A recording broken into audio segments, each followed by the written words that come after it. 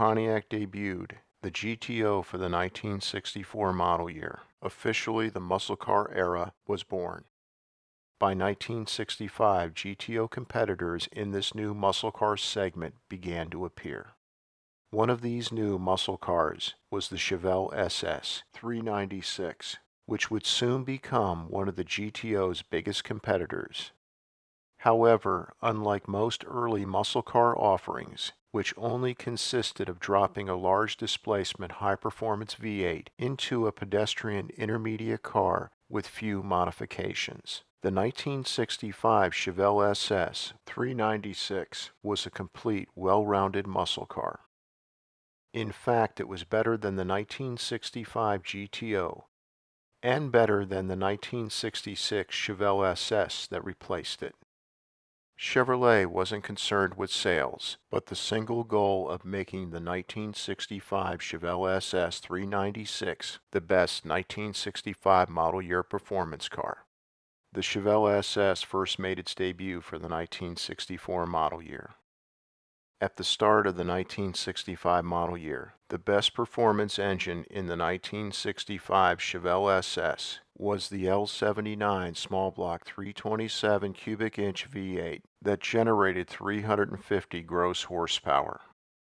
Starting in the middle of the 1965 model year, Chevrolet offered the Z16 performance package, which gave the Chevelle SS a 375 gross horsepower L37 396 cubic inch big block V8 and other performance enhancements.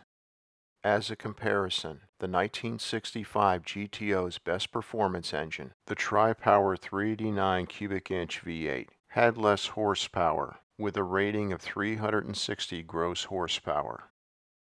For 1965, Chevrolet produced 378,618 Chevelles, and Chevelle SS production was 101,577 units.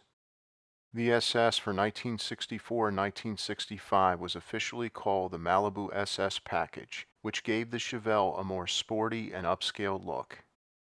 When Chevrolet added the Z16 performance package to the 1965 Chevelle SS, it provided buyers with one of the best muscle car packages of the golden era.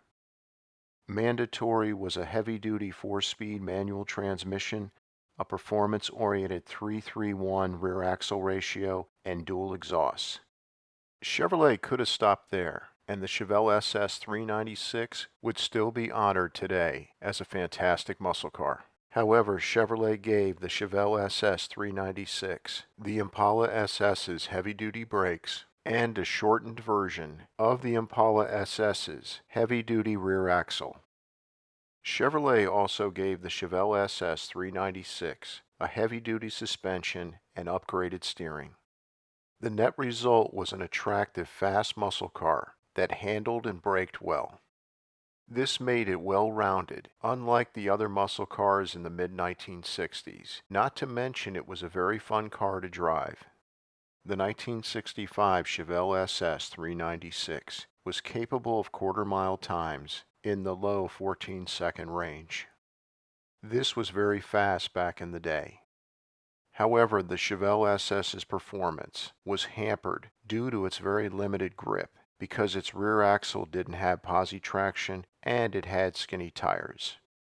Had the 1965 Chevelle SS 396 been available with wider performance tires and a posi traction rear axle, it would have easily obtained the quarter mile in the high 13-second range or better. The Chevelle SS 396's exterior color choices were black, red, and yellow, and interior choices were black, red, and white.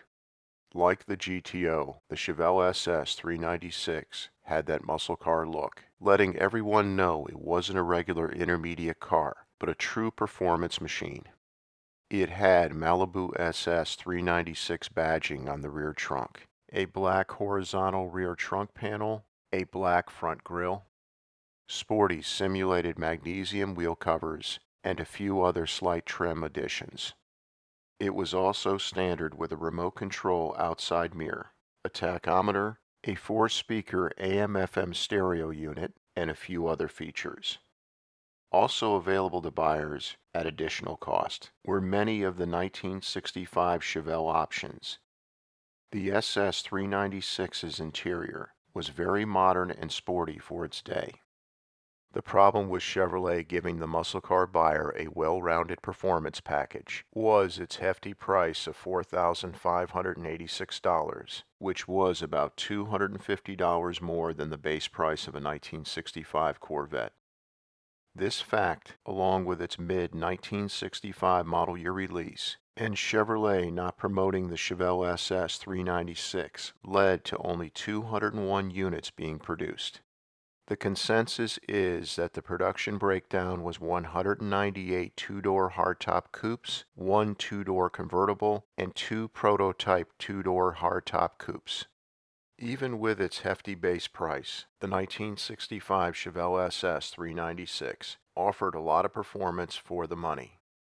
Chevrolet for the 1966 model year cut the Chevelle SS 396's base price substantially to $2,776 and gave it a less powerful base 396 V8 that produced 325 gross horsepower.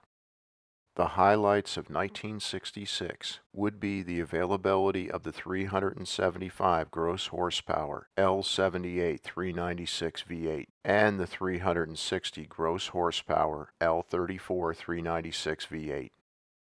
But that couldn't hide the fact that the 1966 Chevelle SS 396 wasn't the overall well-rounded muscle car that the 1965 Chevelle SS 396 was. It didn't have the suspension, braking, and overall well-rounded feel of the 1965 Chevelle SS 396. However, transitioning the Chevelle SS 396, starting in 1966, to a more budget-oriented muscle car that most buyers could afford, was a big win for Chevrolet since Chevelle SS 396 production skyrocketed to 72,272 units for 1966. The 1965 Chevelle SS 396 is now a legend. It has become a high-dollar six-figure muscle car.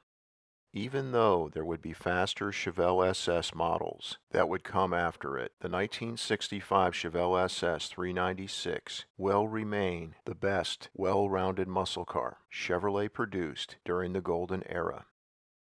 Thank you so much for your support of this channel. Please subscribe since your support is the reason this channel is a success. And please make sure to click on the bell icon so that you never miss a new video release.